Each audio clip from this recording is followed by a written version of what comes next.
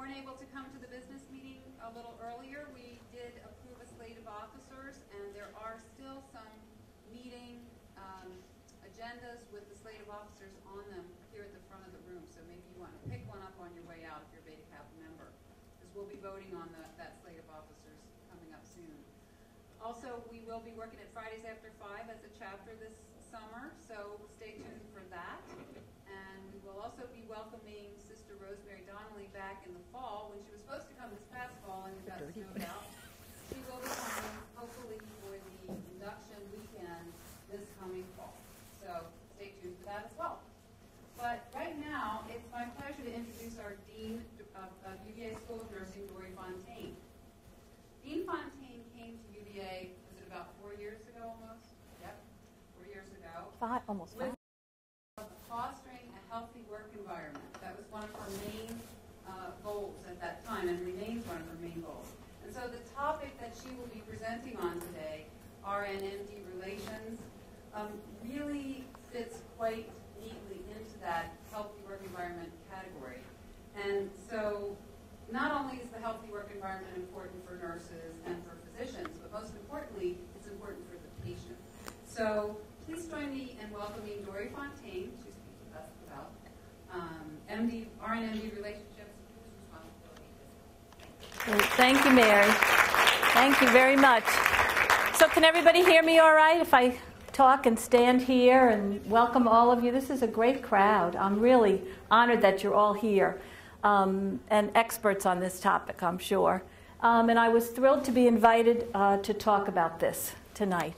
And I have to say that I probably have devoted the last decade to working very hard on creating healthy work environments.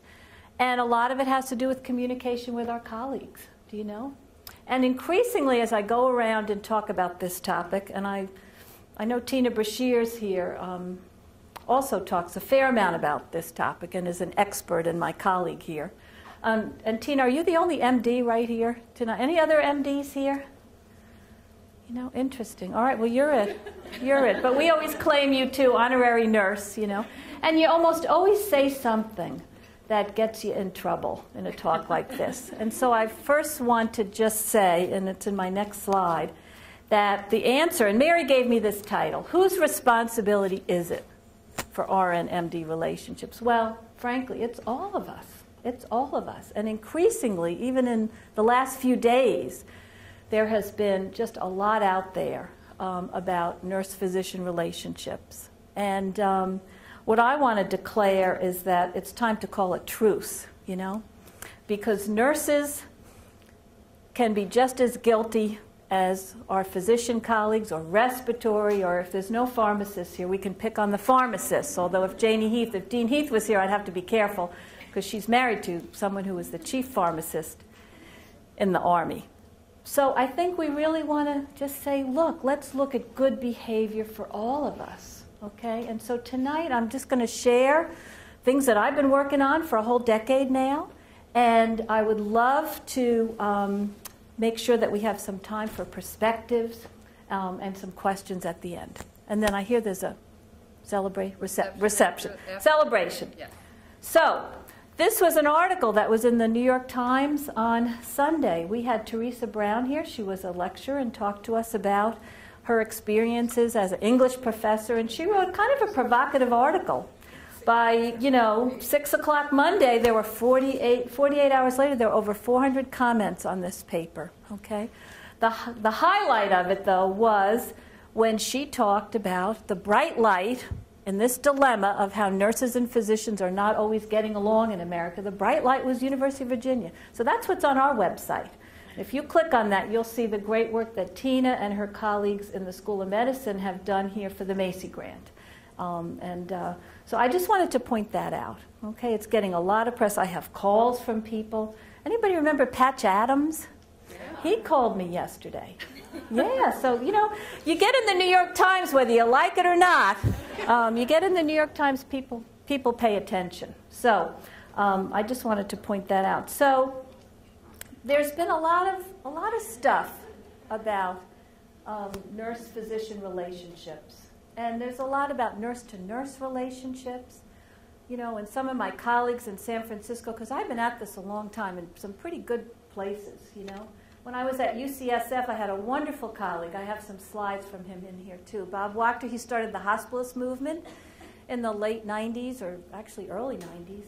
And he finally told me one day, because we were always trying to get our nurse practitioners and residents, always working on getting people together, and I was always kind of like, gee, if it could only be this or that. And he finally said to me, look, Dorrie, you know, it's not a perfect world, you know. You're trying to work well with these docs. He goes, but some of them, they don't even like each other. You know, and that kind of sort of stepped back for a minute, you know. Now, would we say that about nursing, too? Yeah. Almost every single thing I say tonight about nursing and about physician relationships, we could also say the same about our own profession. And there's something about how do we work on cleaning our house, okay? That's part of my comments, too. So here was a conversation I had with Teresa Brown online. And what she said was she'd love to see more of an attitude of we're all stressed, okay? Everybody is stressed. Anyone can lose it. And how do we work within that framework? You know, anyone can lose it. And how do we assume good intent, work carefully and thoughtfully with each other, you know? Because people are talking more and more and more about communication. It's not going away, this topic.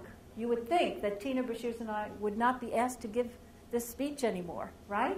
But if anything, we're being asked to do it more. So something needs to happen here. All right, now I'm wondering if I have to be over here more. Okay, so here's the agenda, and that's a slide of rounds in one of the ICUs at UCSF, and that was like half of the group that was around. And the nurse is in there somewhere. So I wanted to look at some of the evidence about the current state of RN-MD relationships, look at some healthy work environment standards, not all of them, just the two that relate to this, and give you some data. Some of it I've talked about before. The Silence Kill study in 2005, and then more recently the Silent Treatment study where we partnered with the AORN. I'll share some of that data. And then again, hi, welcome, Trevor. And then look at some insights and strategies to foster positive communication. And at the end, I want you to see, does this make sense? Are these some things that you could do? Is there something that you could try? All right, so here's one of my favorite colleagues, Kathy Dracup. She was dean at UCSF. She's coming here in April to be our lecturer to talk about communication, okay?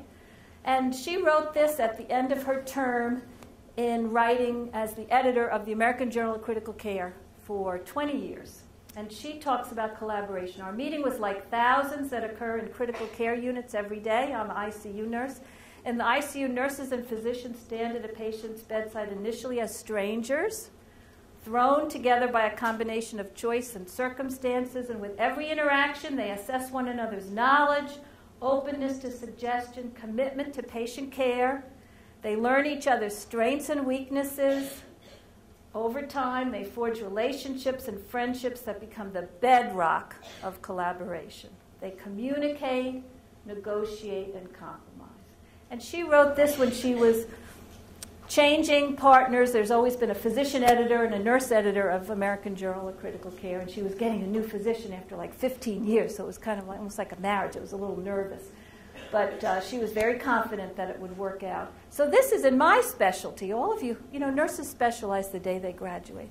So all of us come from a specialty and look at how do we collaborate, how do we work, navigate within that. And this is really why, and the data supports this, that very often ICU relationships tend to be positive. And when I show our very own data here at University of Virginia, that has been the case. Okay, so this is a picture of Richard Irwin. When he was president of the American College of Chest Physicians, he's a short physician in Boston area. He was president of ACCP. These are the cardiac surgeons, the lung people. He was president of that organization when I was president of AACN. And so they had the critical care nurses on their board of directors. And I found out that they go to pretty nice places. This is Lake Louise in Canada. Not that nurses don't, but so we were up in Canada together. We hiked up. This is Agnes Tea House on Lake Louise. It was a pretty wonderful place. But he and I have been dear friends since then. This is over 10 years now. And in fact, I was invited to speak at Southern Maine Medical Center in Portland about maybe 06, 07, and it was on the topic. It was an all-day workshop for their hospital on collaboration. And I said, you know, and I should have said it tonight too, I don't really want to talk about collaboration by myself as a nurse. So I called Richard up and I said, Richard, would you do this together? You live right near there. I think we should do this day together. And I convinced them to give us the money to do this day together. And so that was the beginning. We've done lots of workshops on collaboration together. And we talk about the principles. He has a wonderful talk about how you give patients and families the kind of care that you want for your own patient. So, I mean, I checked him out. This is a wonderful guy. And so we each had some talks, and then I did these scenarios from real life experiences. At the time I was in San Francisco, I made up some scenarios that were actually real life, you know. And I said, all right, I'll play the nurse and you play the doc, and then we'll have the audience will debrief and stop the action and ask questions. Well, the first scenario was about a physician in our PICU, Peds ICU in San Francisco, that over a very sick child, and the family was there and everybody was there, and he comes in and screams at everybody, get this family out of the room. You know, and the scenario went on, and there was really a message, what nursing could do, what the pharmacy could do, you know. And then there was another scenario where the nurse wasn't acting very well. Well, he says to me, he looks at it and he goes, I'm not playing that asshole doc. So I said, okay. I said, all right, so we'll reverse, you know, and I'll play the physician. But it just shows you how we have good colleagues everywhere. We have good colleagues everywhere. And again, I should have asked Mary, I should have asked your husband, Bob, to do this talk with me tonight because we're chairing the task force together. So you tell him I said that. Okay, so here's another positive comment. It's our team and positive collaboration with physicians that make each of us look forward to going to work, being a nurse, and providing the best care possible to critically ill patients. So these are just a couple of positives about it. So here at UVA, so then I arrived here, and as Mary rightly said, I cared about healthy work environments, which is right there. I cared about interprofessional. There were a lot of things going on, thanks to Tina and many of you here. And I cared about how do we leverage diversity. And so Steve Dukoski and I have been good partners in kind of leading an initiative that, frankly, was championed from the bottom up. The students, would you agree, Tina? The students have wanted this. You know, so there's some really good things that have happened. And there's a picture of Tina sitting surrounded by medical and nursing students. And we're about to announce our Aspire, our center here, for our partnership with interprofessional, based on lots and lots of great seated work. All right, so now I'm going to share some of the evidence about this. And Teresa Brown talked about this a little bit when she was here. You know, the old doctor-nurse game. It's from the 60s. There was another article written about it in the 90s. And it has stood the test of time as a seminal classical article about in the very old days when nurses would know what a patient needed, perhaps, and give data. They wouldn't say, well, you know, the patient needs a diuretic. They would give all the information leading up to it. Now, SBAR and some other things have really pointed us in the direction of, we have the knowledge, we know what the patient needs, let's offer it as a secure, rather than beating around the bush. They have done studies how nurses communicate, how physicians communicate, and nurses tend to do what? We tend to give a lot of the colorful information. You know, we might give all about the situation at home instead of kind of cutting to the chase and saying what we really need is a diuretic here. So this, you know, if you want to study some of the history, it's good to go back and look at this, and people do cite this all the time. More recent studies, this is in 03 and 06, results suggest that nurses often report lower perceptions of collaboration than our physician colleagues. Nurses perceive teamwork in the OR as mediocre when physicians often say it's pretty good. And you're like, are we in the same place? Are we in the same place? The group that reports the lowest sense of teamwork in operating rooms is who, Grace? Nurses. They don't have the lowest. There's another group in the OR that's... Nurses are often low, but there's another group on that pecking order that's kind of low. I think it's residents often perceive the teamwork to be low. So, you know, there's lots of players in here. There's lots of distress, if I could use that word. There's lots of opportunities to work on collaboration. I say that because Grace, how many? Grace, raise your hand. Grace runs a wonderful elective getting our students interested in the operating room, and there's always plenty of good jobs in hospitals all around the country in operating rooms. All right, do nurses and physicians view team health equally? This is some more work by Peter Pronovos, who was just here about a month ago now, or maybe even less, a couple of weeks. Nurses have less positive view of communication than physicians. 50%, 90% of physicians are pleased with RN-MD collaboration compared with 50% of nurses. And 1 in 3 nurses report difficulty speaking up when witnessing patient problems. So this is Bob Wachter, who I mentioned to you, and he has written a wonderful book on internal bleeding, which I think some of our clinical nurse leader students read. They're nodding. And he has really said to me and to others that plays well with others is a new category on the scorecard for evaluating medical professionals, and it's long overdue. Well, I think it should be on the scorecard for all of us, how we work well with each other. So he also told this story, and it's in his book, and Kathy Dracup used to talk about it, and it's about how do we flatten the hierarchy. And here's an exchange that he said he heard at UCSF.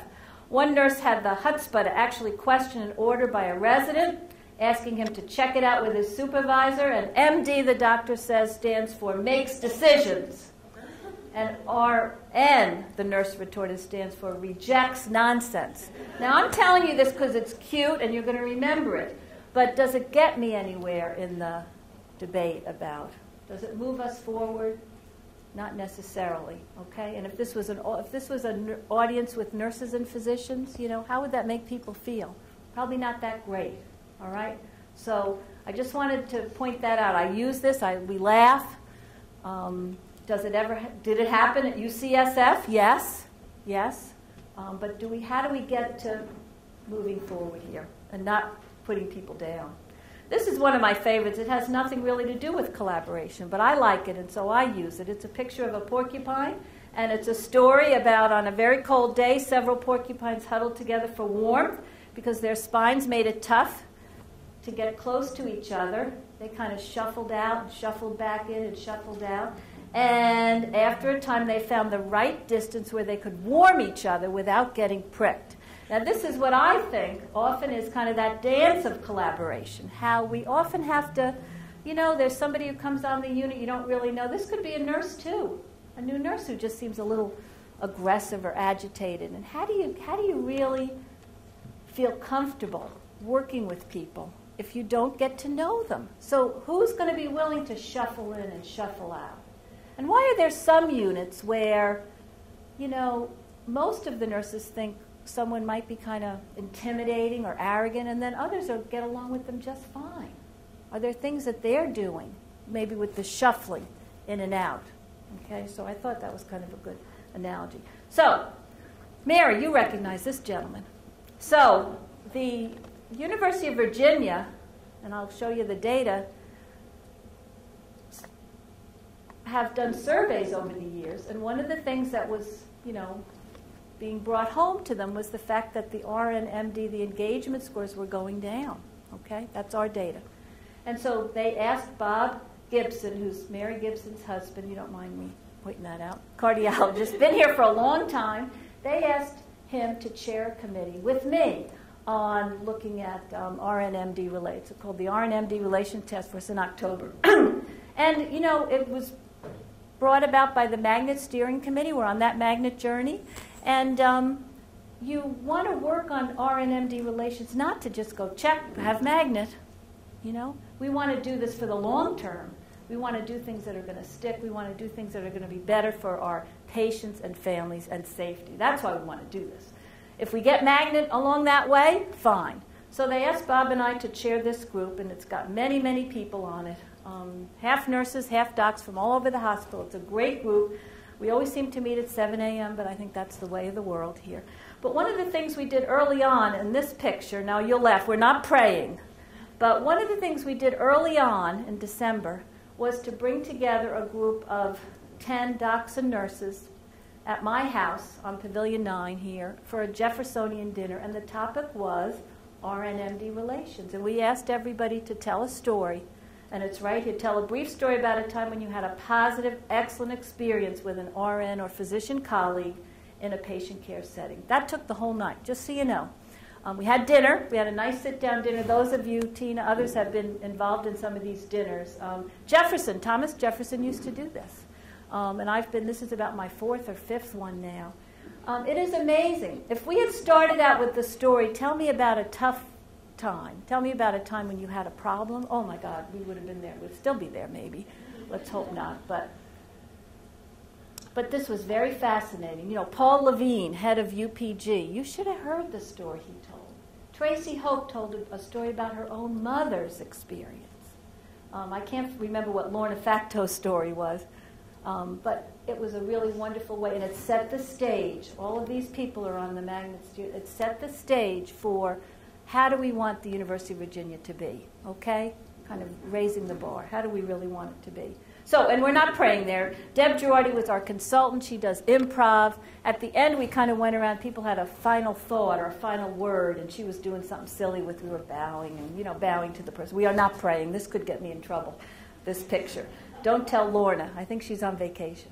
But, so that was how we started. Now, here's our data. I need to put my glasses on. I was allowed to show this data by JT. JT's on our committee, too. So RN-MD relations. In 2009, we were at 3.02, and this is a reliable scale that we use to compare ourselves to other academic healthcare centers. So we were at 3.02. Now we're at 2.92. So anybody can read that. So we're low. The academic healthcare center mean, which is about, I'd say 80 to 100 hospitals that we benchmark ourselves with, their mean is 3.07. Okay, so do you see where we are? All right? So that's our data. Now, if you look further, you'll see that collegial nurse-physician relationships in that top graph on your left here. UVA is in the blue, and again, it shows us going down for inpatient. The good news, though, on the bottom slide is what? What does that show you on the outpatient? There's some good news. We're going up. Okay, we're going up. And this is the first year that they've separated this out. Okay? So we have work to do. We have work to do, for sure. I think we're probably better than this. This is, so I want to talk about bad behavior for a minute. This is a wonderful book, Pearson and Porat, The Cost of Bad Behavior, How Incivility is Damaging Your Business and What to Do About It. Among workers who've been on the receiving end of incivility. Now, incivility, there's a long list. I put it in a paper that I wrote. It's things like doing emails, texting while somebody else is talking, not paying attention. It's like in the old days, Xerox machines, if you jam the machine, you did what? Kind of left the room and left it for the next person. Now, why are you laughing? Because you've all done that, right? You've all done that, but you feel guilty. I know you feel guilty because the next person's going to run in there and they've got to get that for their class. And do you see that is an uncivil act? Do you know? I'm looking at everybody. Have I done it? Sure, because we all think we're the most important, right? And that's really what uncivil. There's a list of 28 of these, okay? Some of them are not that funny. All right. I'm glad you laughed. But look at what happens when we feel that people are rude or disrespectful to us. 48% intentionally decrease their work effort. It kind of goes down. 80% lost time worrying about the incident. How many can relate to that? If something happens, you can't even think. And you have to go on to the next patient or the next group of students. 63% lost work time avoiding the offender. And there's a couple more on here, too. 78% said their commitment to the organization declined. All right? We see that in our data about engagement. They call it nurse engagement, but there's physician engagement, too, in another survey. 12% said they left their job, even. And 25% admitted to taking their frustration out. In this case, it would be what? On patients and families. Have anybody ever seen that? No. Betty Dunning says absolutely not. Right. Have I seen it? Maybe. I think maybe I've had it. Or people that didn't even know they were doing that. So when it comes to managing the organization, these two, Christine, they're two women, they suggest that you should hire for civility if you can. Teach it, all right? Can we teach civility? I think we should. It costs billions and billions of dollars a year to American companies. Reward positive behavior, penalize rudeness. Seek out former employees for an honest assessment of your company's culture. So they say failure to keep tabs on behavior can allow incivility to creep into everyday interactions, and it could cost you millions and millions of dollars. People are less likely to buy from a company. I'm not going to go into that. All right, so AACN, many years ago, we created these standards to look at how nurses can stay. We were, worried about the nursing shortage, and we were also worried that nurses, many of them were coming into the profession and staying for a year or two and saying, I can't work like this, or I'm going to kill somebody. Look at the way we're working here. So we looked at what are some of them, and here they are here. I've talked about these a lot. AACN.org has all of them on the website. I'm just going to mention two of them as they relate tonight and talk about silent skills and silent treatment. Skilled communication and true collaboration. Nurses have to be as proficient in communication skills as they are in clinical skills. We spend a lot of time talking about clinical skills. We have to do more with communication, and nurses have to be relentless in pursuing and fostering collaboration. So it's not okay to say, oh yeah, this unit is great, except for this one doc, or except for this one respiratory therapist, or except for this, it's not okay. We have to be relentless. So I wanted to share with you the silent skills study in 2005 and then updated on the silent treatment study. And many of you have seen the silent skills, but I think it works. It's worthwhile to take a look at it. It was over 1,000 hospitals and physicians, 1,000 nurses in 13 hospitals all over the country, looking at specific concerns that people have a hard time communicating with. So here's some of that data. I need to face this way. 53% of nurses are concerned about a peer's competence, but only 12% have spoken up with that peer. 68% of physicians are concerned about another physician's competence. And the data on this one is, what? Less than 1%, although I think that's changing too. This one, 80% of physicians are concerned about a nurse's competence. That was kind of heartbreaking. That's pretty high. I don't know what our data would be here. And only 8% have shared their concerns with this peer. 34% of nurses are concerned about a physician's competence, and what do you think the next number is going to be? Pretty low, pretty low. Doesn't get much lower, less than 1%. And nurses didn't speak up. In this study, we asked people why they didn't speak up. There were a lot of reasons. Some said, I don't have the skills, which is why we've gone into all that communication training over the years. Others said, it's not my job to speak up, if you can believe it or not. The oath certainly says it is our job to speak up. But the worst thing that people can say is, if I speak up, it won't make a difference anyway, then that's the definition of a toxic environment. If you speak up, nothing happens. And this is where that nurse manager is such a key person. In this study, in 2005, 10% of nurses spoke up. 10% only. And this is where that great quote comes from Martin Luther King about our lives begin to end the day we become silent about things that matter. And I will just tell all of you, everybody's role, my role too as a dean, there are things that I have to speak up about, right? I always use this example. I want everybody to like me. So if I hear something about somebody, do I say, well, I'm not going to talk to them about that because then they won't like me? Duh. Is that right? Absolutely not, It's how we talk, how we bring things up. But increasingly, there are things every single day that people have to speak up about, It's not okay to go into a unit and do what? Just say, well, I'm just here, I'm just going to take care of my 1 patient, 2 patients, 5 patients, whatever it is, and go home. And who cares what's happening down the other end of the hall, right? Do we have people that come to work like that at times? Yeah, we sure do. All right, so the silent treatment, we did this study. I'm using the royal we. AACN partnered with AORN. And Grace, you might know this study too. It came out in, I want to say 2011. In March, it was at their big conference in Philadelphia. We had a press release about it. And we partnered once again with the people that did the Vital Smarts communications book. So these numbers just suggest it was 5 years later, a follow-up. Now 20% spoke up.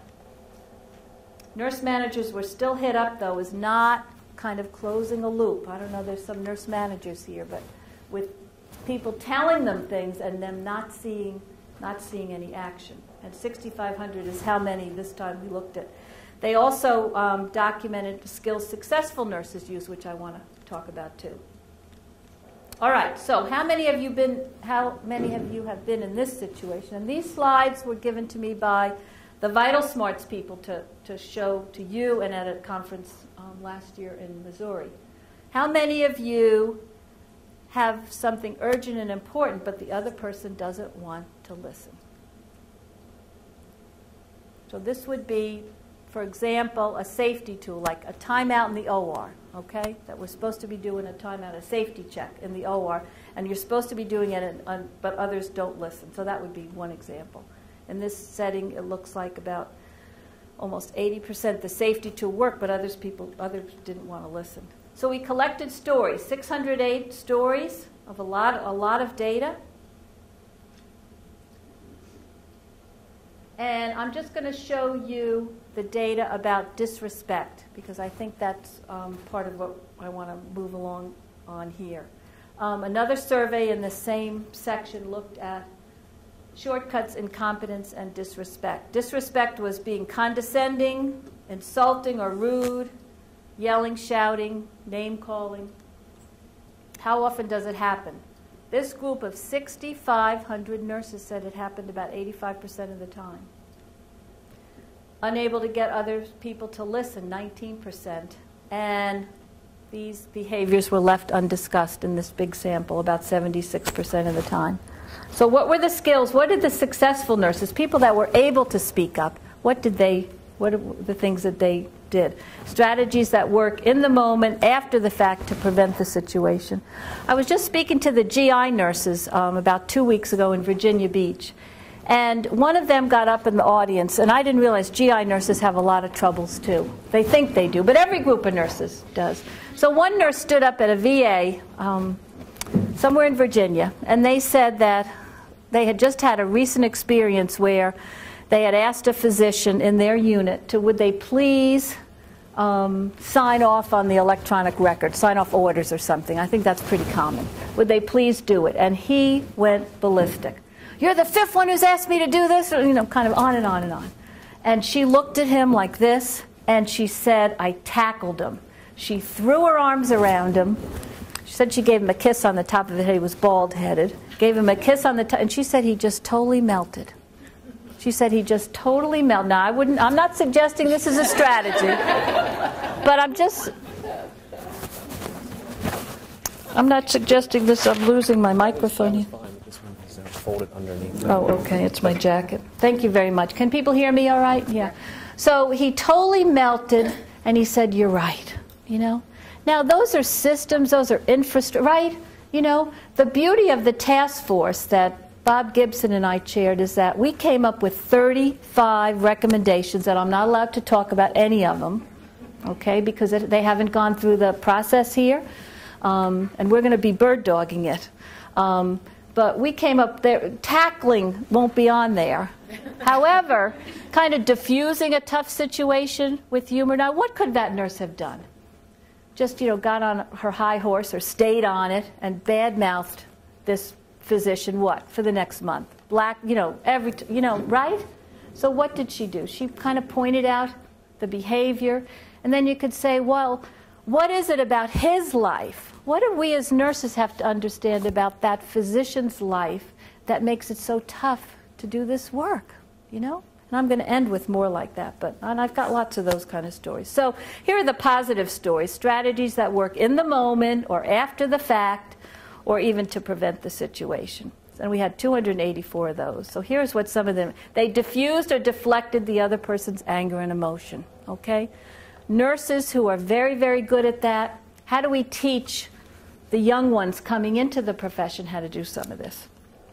They managed their own emotions and avoided threats, all right?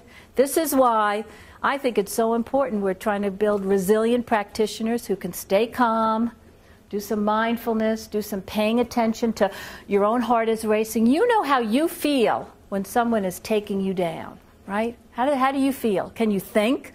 Can you figure out how fast that IV should be going? Can you calculate something? Can you worry about the patient next door? No, right? So we have to teach people how to manage their own emotions. They explain their positive intent, how they wanted to help the physician as well as the patient. You know, using that language, look, I know we all have the same goal here. You know, many of you have watched people do this well. All right, now I don't know how to get rid of that. End show. Don't want to do that. Escape. To put my glasses back on because I can't see. Is there escape on here? Thank you, Mary. Thank you. All right, another one. They took special efforts to make it safe for the physician to avoid creating embarrassment or defensiveness. Now, this is written in the nurses. This is a study of nurses. It could go both ways here, right? They use facts and data as much as possible, often taking the other person into the actual situation. They avoided telling negative stories or making accusations. And they were willing to escalate or stop the procedure if necessary. Okay? Positive stories. They had spoken up sometime in the past and a patient had been protected. All right? So this is what I want all of our students to learn, how they can do this in a professional way to stop the action. I use the analogy of a referee. I know we're in basketball season now, not football. But in football, the referee does what? He throws a flag on the play. The students often tell me, you know, we're the lowest on the, you know, we see things, but we don't feel like we can say anything, all right? So I teach our students, don't I, Trevor? I teach our students to be able to say, you know, I just watched something that made me really uncomfortable, you know? To be able to say something. I don't know how many of them do it. But I think more and more are doing it. Our students are doing it and speaking up and kind of putting their voice out there. And then finding somebody to work with to make sure these things don't happen. A patient had already been harmed and the incident was being reviewed. They had a strong, trusting relationship with the person that they needed to confront. How do you build those relationships? Getting to know people. You know, that hello factor, saying hello to everybody, finding out about them. One or more physicians had made it clear that they appreciate it when nurses speak up. You know, I don't think it happens a lot, but I think it does happen when you remind somebody to wash their hands. How many, do they say thank you? I don't see a lot of, yeah, a couple over here, yeah. If somebody reminded you to wash hands, what would you say? Yeah, glad you reminded me. And now what are we doing to make it even harder for patients? We're telling them it's their responsibility, right? How do you like that? All right, so strategies to foster positive communication to me are the total clue to this whole era of, but it really is all about relationships. And when we can reveal the 35 recommendations that Dr. Gibson and I came up with our team, and we met over a series of months, 35 recommendations to increase the RN-MD relationships here at the University of Virginia, I will be very, very happy. But it's going to come back to relationships. You know what the first thing on the list is? And again, I'm not allowed to say what they are yet. But the first thing on the list is getting to know each other. Getting to know each other's names, introduce each other, you know? It sounds so bizarre, doesn't it? But so I want us to do things like introduce each other, say hello, know who's at the bedside. You know, we heard stories. There's some of our physician colleagues have patients on like 15 different units here. Did you know that? Do you realize that? So how can they have a strong, intense relationship with nurses? The ICU, the ER, sometimes it can be easier, maybe even in the OR. Maybe it can be easier to have a strong relationship. But if you were a physician or a resident with patients on 15 different units in the hospital, can you see how that would, you know, assume good intent? It can be tough. So the bedrock of collaboration is always going to be how to get to know each other, how to trust each other, and always acting with a lot of integrity. I think appreciative inquiry, the work that we're doing here with through our Appreciative Practice Center is a help and a great start, and I really want it to continue. I think the work that Tina is doing with her physician colleagues here, Julie Hayslip, Leslie Blackhall, our own faculty, Jeannie Erickson, and many of you here in this room, to develop collaboration-ready practitioners. The solution is going to be kind of going, I want to say upstream, but going to the education of our medical and nursing students. That I actually believe that is the solution, and this is what UVA is getting really well known for, from the Macy grant that Tina has had. I think, are we in our 3rd year now? Second year. It just feels like we're moving quickly.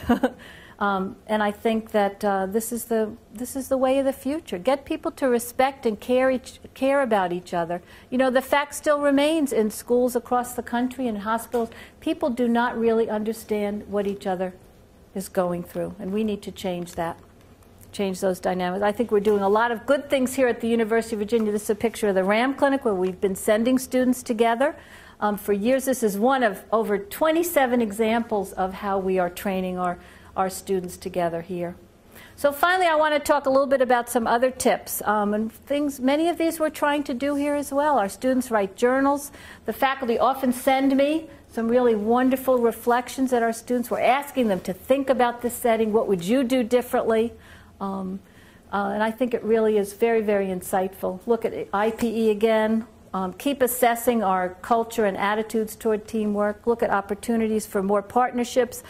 Mary had reminded me that while we might be doing a pretty good job now with educating people across the curriculum, we probably need to do more work with graduate students, and we need to go back then and look at the environment for continuing education. You know, for years here, I've been trying to look at a way where we could train the nurse manager and the medical director together. You know, I think we're still doing, to this day, we're doing too much of training in silos. Now, this is the people that are out in practice. In fact, I just heard, did you mention this to me, about Dr. Durbin was giving a talk today, anesthesiologist? What was he talking about, Claire, to the anesthesia folks? You like that? So there was another talk today by Dr. Durbin, who I know from the American College of Chest Physicians. I've known him for 15 years. He's giving a talk somewhere here today at at a meeting today. Do you see? So I should have invited him to be here tonight, or we should have all gone there. We should have all gone there. You know, it's a hot topic. I'd love to find out what he indeed said. So expand skills in delivering feedback, conflict resolution. You know, my goal is always you can tell one person. You know, if somebody has treated you rudely, you may not tell, 17 other people. You know, you can tell one person, and the reason is why? To get advice. Tell somebody, this happened to me, can you guide me on how I could handle this? What should I do? You know, not gossip and tell the world. Develop accountability for behaviors that lead to unsafe care. This is another one of the recommendations that's going to be coming out about developing accountability so that nobody goes to work and says, well, this is just my patient. That's it. I'm just going to focus on this one. Encourage play in a spirit of fun.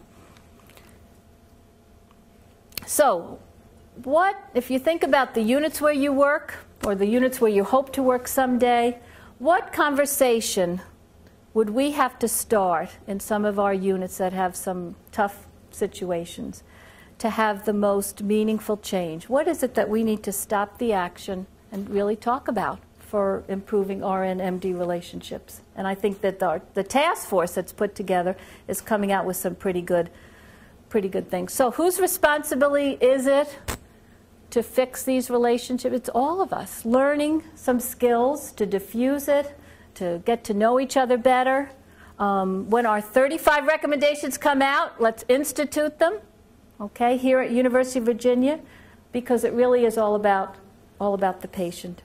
And it's really, at the end of the day, it's really about caring for each other, okay? And I didn't talk a lot about nurse to nurse here, but increasingly that's another whole area that's really rife with a lot of really distress of how people treat each other. So what I wanted to say is go back to Thomas Jefferson, because you can't be at University of Virginia and talk without looking at Thomas Jefferson here. And I thought I would just make a suggestion that we should probably think about having a declaration of collaboration, that now is the time. Instead of, bashing each other or telling these very tough stories about how this one did this and that one did that, and how we're really not getting along, is that we really need to declare that we are going to collaborate for the good of the patient and family, and that now is the time to do that here at the University of Virginia. I don't really want us to be below the mean, whatever percentile we are. We are below where we need to be. Not for Magnet, but for where we see ourselves working together here at University of Virginia. So I'm going to show you this video. I don't know if some of you have seen it. It's kind of hard to be at one health system and looking at a video from another one, but I think this one is pretty special. And I want to click on it here and show it to you and have you be thinking about, oops, the message that it gives.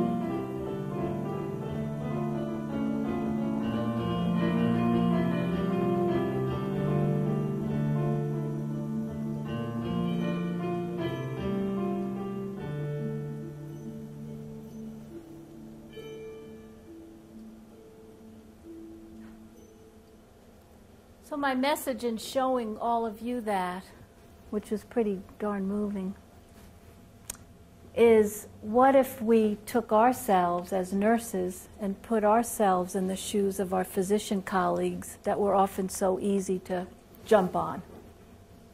What if we acted from that space? Would we work differently together? Would it be a different UVA if every nurse practiced what we just saw here and looked at each individual and what they might be going through? So I'll stop there. My next slide is just the reference list, which I'm happy to share, and happy to take some questions or thoughts or challenges or your take. Was that a downer? Everybody's going, oh. Yes? Just an observation. We had, I work in the post-op area of Fast Track, which is patients that get the right home at the surgery the same day. And there was this particular... Can everybody hear? We had a lot of ENT cases that day. Does this work? It doesn't work. I tried earlier today. It doesn't work. Well, then you'll use this one. All the mics have a button if you want to speak into them. They should work. Oh, those mics. Yeah, all right. Thank you. What about this one? We had an ENT patient who, a lot of ENT patients that day, and we had the same resident that followed all of these patients. And he came in with the patient, which is very unusual for a surgeon to come in with a patient post-operatively. But he explained everything about the surgery, what to call him for, what he expected the patient to have, and that is like extremely rare. And so I thanked him. I said, you know, this is the third patient we've taken from you today, and I just really want to tell you how much we appreciate that you have been communicating with us as the nurses that are taking care of these patients of yours. And his response was funny. He said, well, it saves me a phone call later.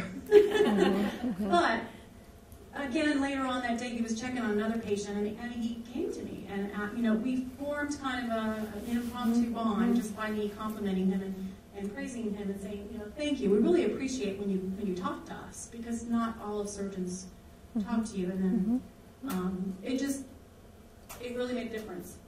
Yeah. So can good behavior catch on? You know, we found in the task force that we were in, we found tons of incredibly positive, wonderful behaviors and things that are going on across the university. But it was often unit dependent or group dependent. And how can we take some of those great ideas and get them to be throughout? Because it's like we have, what, 26 units, UVA, and it's kind of up and down, up and down. Other thoughts? Any other comments or thoughts? Yes. You're my student, and I'm forgetting your first name. Aaron. You weren't in the class where I had 5 Ashleys and 6 Sarahs then, no. Something like that. One of the CML students, I really liked what you're saying about introducing yourself and getting to know each other. So as someone relatively new to the healthcare environment, I found it very uncomfortable that people don't introduce themselves. And I think I see a lack of a culture of civility, and I hope that's something that with your recommendations, that's part of what people are starting to introduce, because I almost feel like, well, is it okay to introduce myself to people, or am I just expected to carry on in this relationship where I'm doing something that physicians want and we're communicating, and we just don't do that whole step of anything to get to know each other. So I hope that's something that can start to change. How many people think that she should go ahead and introduce herself even if no one else does? You know, isn't it amazing how one person can change a system? And I think that's actually what we've been teaching our students to do. Yeah, Tina. And then our friend over there. Yeah. First, I wanted to thank you for being so generous with your comments about the work that we've been doing with the education project. It would not have happened without your leadership. Oh, and thanks, without Tina. The support of all of the people. Almost everyone in the school is involved in one way or another, so I wanted to say that very clearly. But what came to mind with your comment and the story about that surgeon Just popped into my mind is that many years as I've been doing this, something that really resonated with me, and I can't speak for all physicians, but when I do workshops with nurses, it's a negative thing that sticks. And I hear stories that are 5, 6, 7 years old, and all of the positive things make less of an impression than the negative things. And what occurred to me with what you said is that, you talked about how physicians are not very nice to each other. Yeah. Physicians are not very nice to themselves in general, very, very hard on themselves. And I'll bet you that the reverse is true. I bet that physician will never forget that one nice gesture of you thanking him or her. And I really believe that. I really believe that there's almost a reverse power in just having somebody take the time to say something nice to a physician. Right. Might be as long-lasting as some negative experience might be for someone else. I think that's a great point. Did you want to make a comment? No, I just wanted to say that when I started my career at this institution, I came to work with Thank you for that. from a couple of nurses from Southwest Virginia. The comment you made about feeling uncomfortable in the culture that people don't introduce themselves, these two nurses brought it up in their first orientation day, that they had been here shadowing around and just learning their unit, and didn't, and practically the full unit, the staff did not, they introduced them to the staff, but as they worked in the group, they didn't get introduced to the individual staff, so they felt very uncomfortable with the culture that we had, because everybody sort of, in their area prior to coming to us, introduced themselves and told you what their level was and what they did, and how they played a role in the care. So it took them, they said, I see them from day to day now, time to time, and they'll tell me how it's still, they have that same impact, the memory of their orientation. But one of the things I wanted to say is I worked in a place called University Medical Associates for 2 years just to learn what primary care does. And I also worked in rehabilitation as a new nurse. And one of the things they did to build relationships, and I think University Medical Associates still does it, is we would have orientation day for all new residents when they came in July. And you would have to work a station to learn what each group would do as far as care for the patient. And that's how you introduce the staff. And when I went to UMA, I had worked in rehab for about 10 years. And I went to UMA for 2 years. And the first thing I got to do was be introduced to the staff, the residents, and the attendees. And then when orientation day came for them in July, they had to do these stations. I had to create something I needed them to learn. Dr. Monad Carney was the director of the program there. And he insisted that this happen. And it's called Resident Training Day, Orientation Day, or what have you. And they would come in and it would be a very brief time that they spend with you.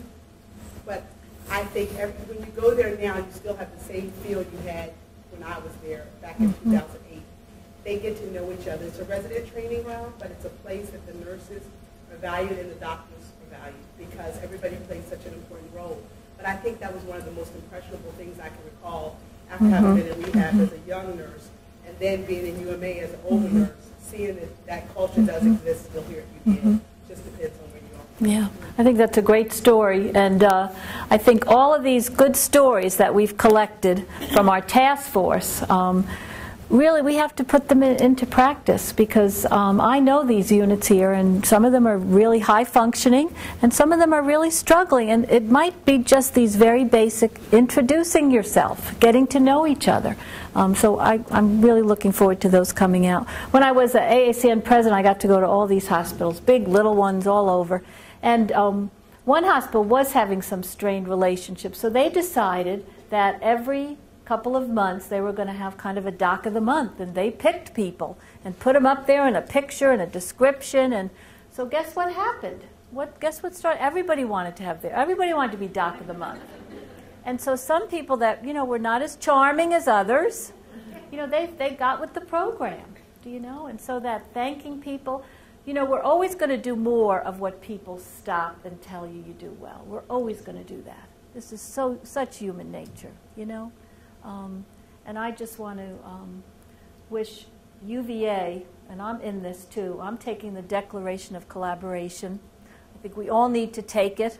And it's not okay to say, yeah, we have a great unit except for these one or two, It's not okay. And I hope you'll join with me and Dr. Gibson when our recommendations are allowed to see the light of day. And I think we're both going to fight for them pretty hard. Bob is really hot about a couple of them. And we put them together with this group of 10 people. And I really think that there's hope. There's hope for the future. And also hope for what we're going to say, we're not tolerating that, you know? I don't know any nurse anywhere that wouldn't rather work with fewer people than to work with people that are really dragging everybody down. And that goes for nurses, therapists. I don't know any place I've ever been that doesn't think that teamwork is really the key to the whole thing. So, yes, Lee, I'm going to give you the microphone. You might have the last word because it's 6. When will the recommendations be out? When will the recommendation? Well, I have to turn to J.T. Hall and the Magnet Steering Committee and ask them. Do you have any other updates for me? This is Tina. She's head of the... I'm Tina Nicely, the PNSO president across the street. The Magnet Steering Committee... I'm going to let you talk in this. Sorry. The Magnet Steering Committee was supposed to vote on the priority of all these 35 recommendations that were 6 pages long. Yeah. They were fabulous. Thank you. You get up at 6 a.m. for weeks and weeks. It was very hard for me to prioritize because I wanted to rate them all high because I wanted to do every single one of them. The problem was that only 51% of the steering committee actually voted on them, and we needed a little bit more than that. So we're re-looking at what to do next. But a lot of them were fantastic ideas. I wish I could tell you what they were. Yeah. Well, I kind of leaked 1 or 2. I did. I probably leaked 1 or 2. So I'm ready for action. You know, I'm happy to donate my time to anything here that's going to have value. And so I'm going to be pushing that we have them see the light of day, and I will stay committed to it for sure. So I think if there's any last question or comment, I think I'll stop there because it's 6 o'clock. I want to be respectful of Sigma Theta Tau. I want to really thank you for inviting me here. I hope this is the beginning of a dialogue that we're going to have. I'd love to come back and give you the update about, well, here's the 26 things we did and now we have Magnet. But that actually is not the end goal, is it? What's the end goal? Quality, safety, great patient care, that people want to be here, that it's a fabulous place to come, that nurses can't wait to come here and work here, that our physician colleagues put this first, that they want to be here with us, and that everybody comes across the street, of course, and gets an advanced degree, too. Throw that in there. So on that note, I'll say goodbye. And Mary, do you want to say anything? Thank you very much. Thank you very much. That was great. I just want to invite everybody to please come downstairs to the lobby on the first floor for refreshments. And thank you for coming. Oh, thanks. So tell Bob I put in a couple of plugs for him. I will. You did put in a couple of plugs. If he was here, I would have had him talk to him. You know? He could have given this talk. Thank you, Mary, for the invitation. This was really great, though. I mean,